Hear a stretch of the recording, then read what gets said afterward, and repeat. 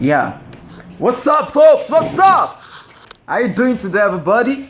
How you doing today? So here is basically another just freestyle video where I'll be showing you how you can rewire your mindset and how you can get yourself ready and prepared for success. Yes, let's go! Let's go! Yeah, my name is Dane Vaughn.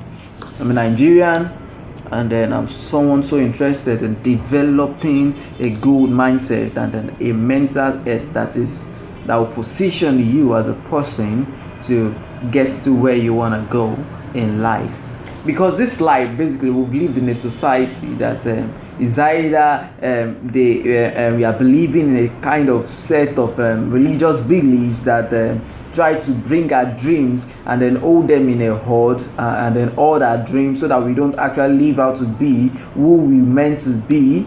I really want to come out and say this. Okay, today, like the other video I posted lately, that was just about 2 hours ago, was that of a guy who was performing his skills, football skills. And then I remember the time I really wanted to go into rapping, and then that was 2016. That was when I just came out of high school, and then I wanted to do rapping, and then I was doing it, and then okay, by the way, because I've been quite a little bit of a sinner along the way too. I gave my life to Jesus, and then the people I surrounded myself with felt it wasn't a good thing, and then my conviction, should I say my conviction, but I was made to believe rather that it wasn't a good thing to rap.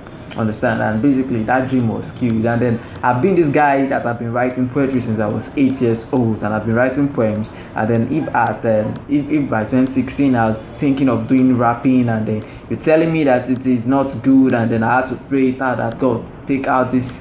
Like, can you imagine you praying that God should take out a particular skill He has given you just because, like, the society you are wired to live and the society you are wired with made you believe that it wasn't a skill, that it wasn't a good skill because they felt it was something bad.